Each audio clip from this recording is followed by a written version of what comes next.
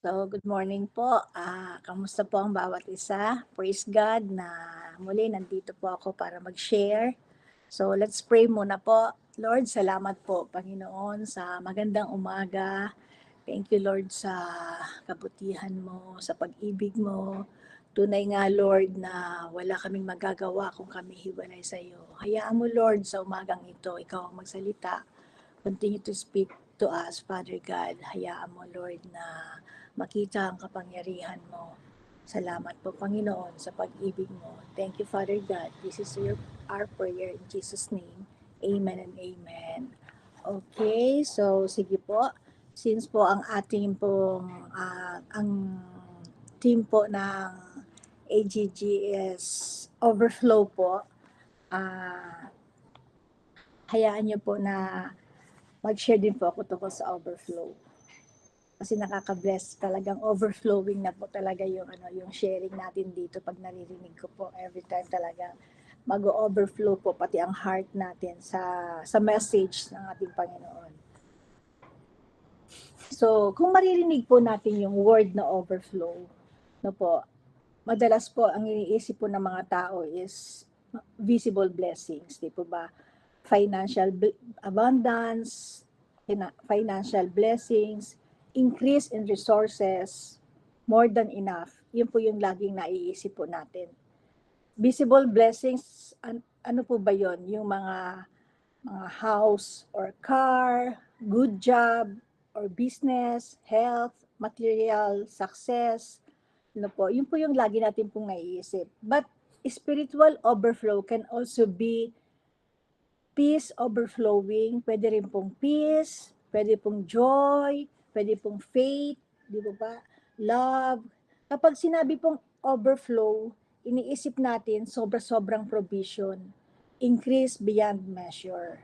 Pero minsan po, God's overflow also comes in ways we cannot see right away. Yung hindi po natin minsan nakikita. It's not only material, it can also be overflow of peace nga po, sabi ko sa inyo. Faith, grace sa ating mga buhay. Pero po kung babasahin po natin yung Diyos sa 21, no, overflow looks very different. So, dito po sa Diyos sa 21 po, no, sabi po dito, verse 45, not one of all the Lord's good promises to Israel failed. Everyone was fulfilled. Next po. Sa Tagalog po, tinupad ni Yahweh ang lahat ng ipinangako niya sa sambayan ng Israel. So, kung medyo parang bitin po sa Tagalog, pero sa English po is, na wala na sa lahat po ng magandang pangako po ng Diyos, wala ni isa man. Lahat po ng pangako niya sa Israel ay walang hindi nag-failed. Everyone was fulfilled. Ang lahat po is natupad, nangyari. Okay po. Next po, ano pa bang next natin? Iyon po, isa pa po. Sige po, bago po tayo sa number 1 po, no? Meron lang po akong gustong i-share. So dito po sa Diyos sa 21 po, no? Wala pong miracle na nangyari po dito. Walang opening ng Red Sea, wala pong mga walls na bumagsak. But kung babasahin po natin to, kung maalala niyo po ito, dito po yung distribution ng cities. Dito po din yung mga lupa na inassign kung kanino mang lahi mapupunta. So, promise completed. It shows that God's faithfulness doesn't always look spectacular. Hindi po laging material na bagay nga lang po, no? Kung hindi, maaari nga po itong faith, maaari po itong peace, maaari po itong joy. Hindi po puro material na bagay. So, pagka po, ito pong Diyos sa 21:45, no? Na kung babasahin po natin yan, now lahat po ng God's promises sa Israel ay kahit isa po wala pong nag-fail. So everyone was fulfilled. Dahil po sa verse 45 na yan, that is overflow already. Ano po, na wala daw pong bumagsak, lahat po walang nabigo na pangako. Lahat po ay natupad. So that is overflow already. So overflow, hindi po sinabing not some, not most, but all. Lahat po ng ipinangako. Hindi lang kaunti, hindi lang karamihan, lahat ng pangako ng Diyos sa mga Israelites po ay natupad. So number 1 po, sige po, point number 1 po tayo. Overflow begins with a promise. So, next po.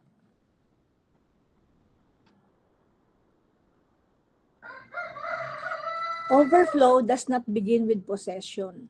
It begins with a word from God. Before the blessing appears, God first speak a promise.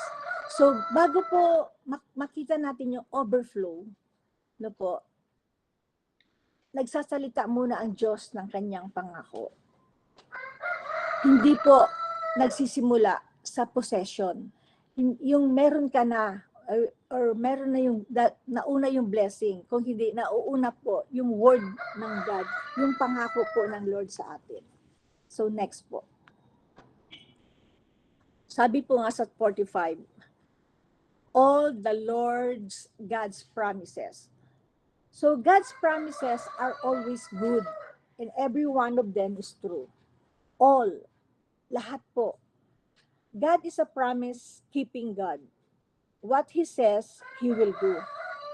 God did not forget even one promise. Kahit isang pangako po, hindi niya makakalimutan. Every word He spoke came true. Lahat po ay nagkakatotoo, natutupad. Overflow does not start when you already see or receive the blessing. It begins with a word from God.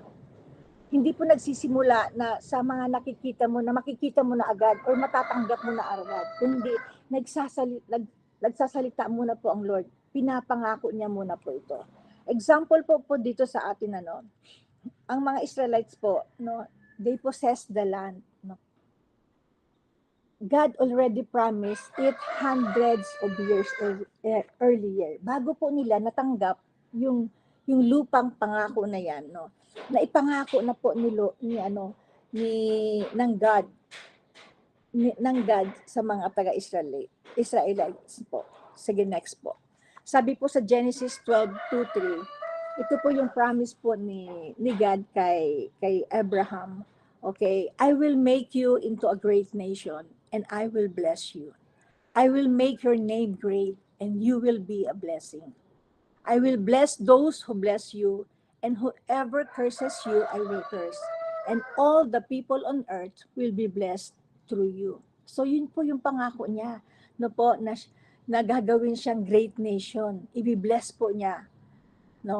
I will make your name great. Yan po yung pangako niya. And sa huli po, all the peoples on earth will be blessed. Okay po. So yun po yung pangako po ni God kay Abraham po. So, pagdating po sa Genesis 12, yun po yung sabi niya, wala po dyan, sige po, sorry, hindi ko na po sinabi.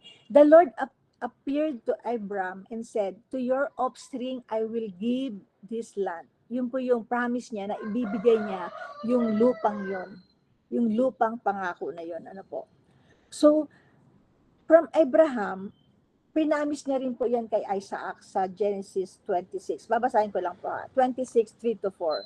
Stay in this land for a while, sabi niya, and I will be with you and will bless you. For to you and your descendants, I will give all these lands. So, ang pangako po, ibinigay din niya kay Jacob sa Genesis 28:13. Hindi ko na lang po babasahin. Gusto ko lang po ipaalam sa inyo na nung time na si Abraham po, nung nangako ang Panginoon, wala po pa yung lupa na yon. Wala po siyang anak, hindi po visible, hindi po nakikita yung blessing, yung promise po ng Lord sa kanya.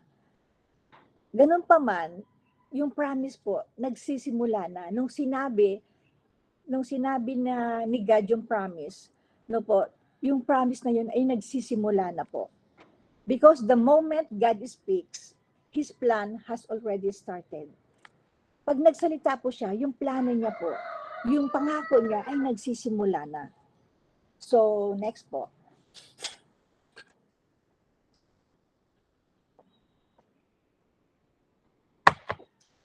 Sabi po sa 2 Corinthians, chapter 1, verse 20. For no matter how many promises God has made, they are yes in Christ. And so, through Him, the Amen is spoken by us to the glory of God. Sa Tagalog po, may Tagalog po ako dyan. Sapagkat kay Kristo, ang lahat ng pangako ng Diyos ay palaging oo. Dahil dito, nakakasagot tayo ng Amen sa pamamagitan niya para sa ikaluluwalhati ng Diyos. Amen po. So lahat po ng promise ni God ay laging yes. Dahil kay Kristo, nakakatiyak tayo na ang pangako niya ay totoo at tutuparin niya po ito. Maybe today you are holding on to a promise. Meron kang pangakong pinapanghawakan. Maaring peace, maaring provision, restoration ba yan? Breakthrough, maaring parang walang nangyayari. Ano po? But remember, overflow begins the moment God speaks. Kung may sinabi na ang Diyos sa buhay mo, nagsimula ng overflowing kahit hindi mo pa nakikita. Okay, next po. So number 2 po, overflow grows in the waiting. Okay? Overflow grows in the waiting. So magmula po kay Abraham hanggang po dito kay Joshua, ano po, it's more than 400 years na po yan. In that time, ang Israel po naka-experience ng slavery in Egypt, wandering in wilderness, mga battles, mga laban in Canaan. So, na-experience na nila yon sa kabila ng may pangako sa kanila. No po, 400 years, no po, nung mga panahon na yan, Israelites waited. Nag-antay po sila.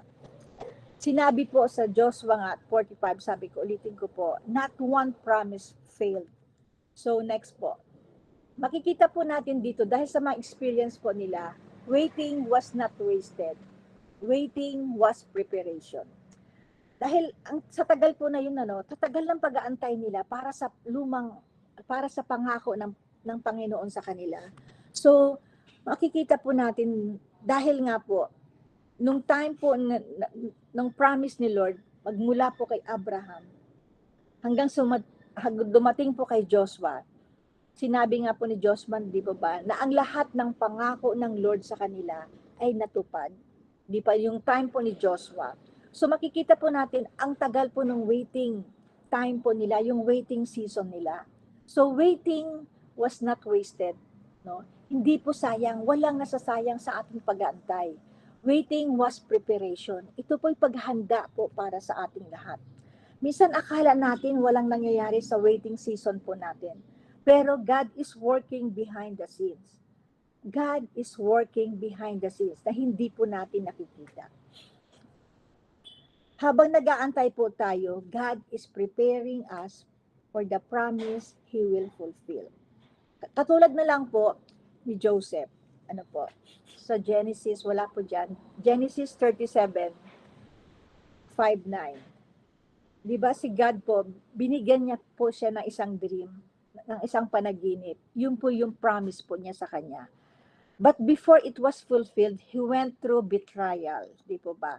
Si Joseph po na betrayed and sold as a slave by his brothers. No po. Joseph became a slave in Egypt.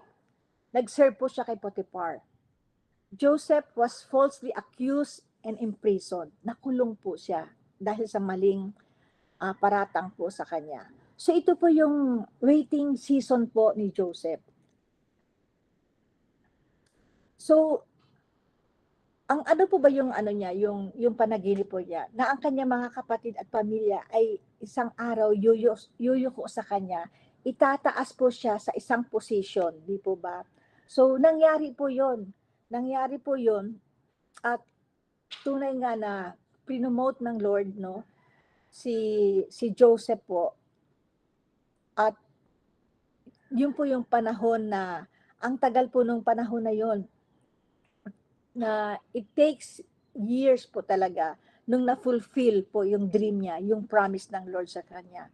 Imagine po natin yung years of waiting niya, di po ba, na naging alipin siya, nakulong po siya, but in the end, God fulfilled the dream. Kung makikita po natin yung no, hindi lamang po i-bless si Joseph, kundi sinave niya po yung whole nation at ginamit po si Joseph. Yun po yung pangako niya. And that is overflow. So, yan po yung sa Habakkuk chapter 2 verse 3. Though it tarries, wait for it because it will surely come. It will not tarry. Sa Tagalog po. Next po. Ang sabi po niya sa Tagalog, bagamat parang mabagal ito, hintayin mo, tiyak na mangyayari at hindi ito maaantala. Amen. So, maaring matagal nga po, pero let's learn to wait. Mag-antay po tayo kasi tiyak na mangyayari, sabi niya po sa Habakkuk 2 chapter 3. Tiyak na mangyayari at hindi po ito maantala because God is always on time. Siya'y nasa tamang oras po, sa tamang panahon. So, matuto lamang po tayong mag-antay. Your waiting season may not look like overflow, but God may be building the capacity for it. Binibuild po ng Lord yung ability natin, yung skill natin, yung strength natin. God is preparing us and strengthening our heart, no? Our abilities to receive what He promised. Habang nag-aantay po tayo, may ginagawa po ang Diyos sa puso natin. He is building our faith, our character, our trust, because God prepares the vessel before He pours the oil. Piniprepare niya po na yung container, yung mga puso po natin, no? Bago po niya i-overflow po yung blessing po para sa atin. Waiting is not empty. Waiting builds capacity to overflow. So ang vessel po, tayo po yun eh, yung heart po natin, yung character po natin, yung faith po natin. So bago natin marireceive po yung blessing, no po, prepare nga muna na ang ating mga puso. Kasi hindi po pwedeng lagyan ng ating mga puso kung hindi po to sira, kung wasak, ang ating mga character, ang ating mga faith. So, kailangan muna pong i-prepare tayo. Preparation nga po yung waiting time na yon.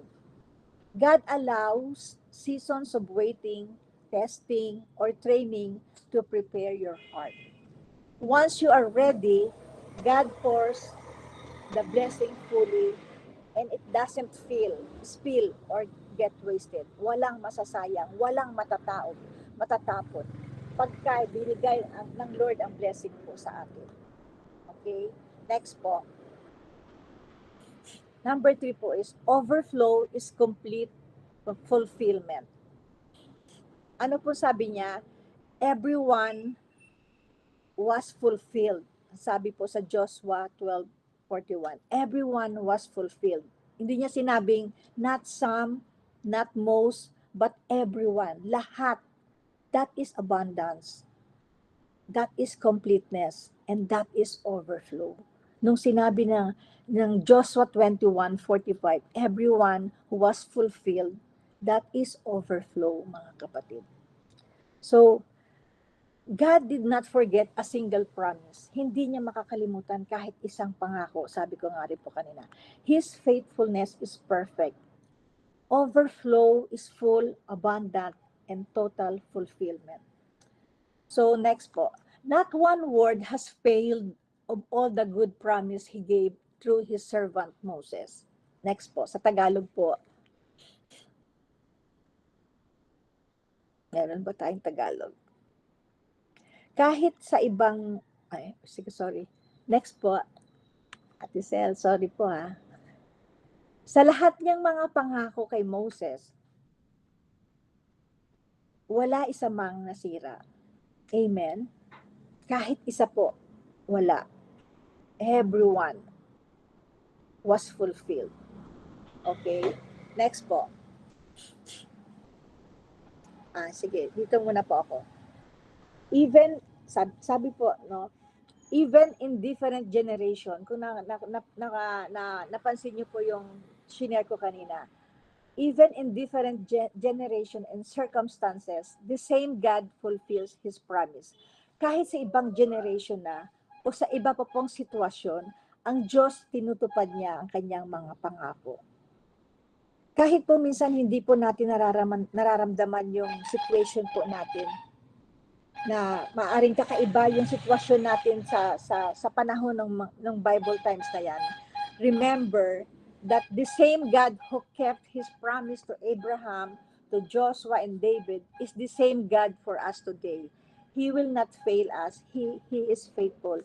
Kahit hindi po natin nakikita, nararamdaman po na yung yung pangako ng Diyos sa atin ngayon sa ngayon, no po, sabi ko nga po, yung God po ni Abraham, ni Joshua, and David, ay siya rin pong Diyos po natin ngayon.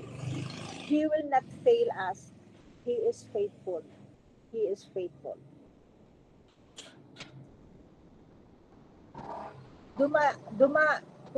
Kumbaga po, di ba, si Abraham, yung pangako po, from generation to generation na, pero natupad pa rin po sa panahon ni Joshua. Ano man po yung sitwasyon, maaring hindi po pareho nung panahon ni Abraham hanggang sa sitwasyon po ni Joshua. Muli, ang pangako po ng Lord ay tinutupad pa rin po niya. Wait. Yun nga po, sabi ko nga, nagaganap at natutupad, magbago man ang panahon, magbago man ang sitwasyon, ang katapatan ng Diyos at ang kanyang pangako ay hindi po nagbabago. Fulfill pa rin po yung promise po ng Lord para sa kanila, sa mga Israelites, katulad din po natin.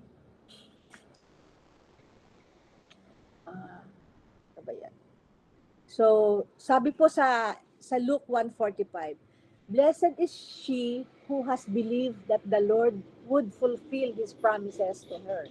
So, next po sa Tagalog. Meron po ba tayong Tagalog?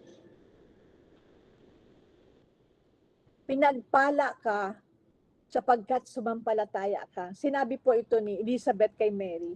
Ito po yung pangako, nung binigyan po ng pangako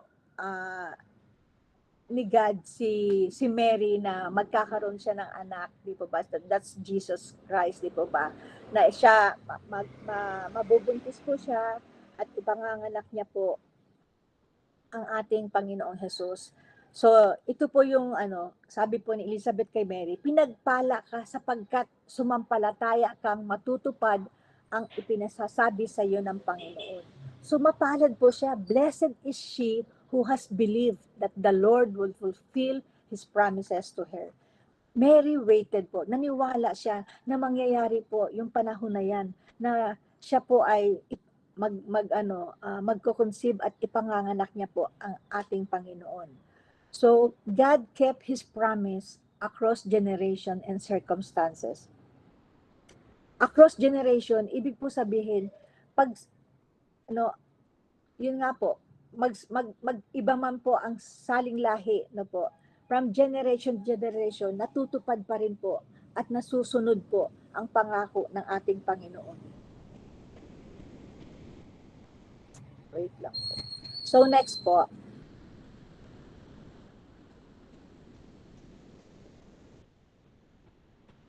Atisel, next po, sorry.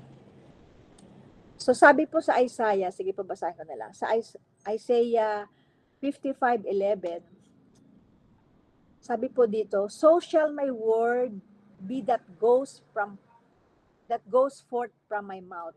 It shall not return to me void, but it shall accomplish what I please, and it shall prosper in the thing for which I sent. sa Tagalog po. Gayon din naman ang mga salita na lumalabas sa aking bibig, ang mga ito'y hindi babalik sa akin ng walang katuturan. Tutuparin nito ang aking mga balak at gagawin nito ang aking ninanais. Ano man po daw ang sabihin ng ating Diyos, ng ating Panginoon, ito hindi babalik sa Kanya ng walang katuturan. Matutupad po anuman po ang Kanyang sabihin, anuman ang Kanyang balak, anuman ang Kanyang pangako, at gagawin nito ang aking ninanais. Mangyayari at mangyayari po.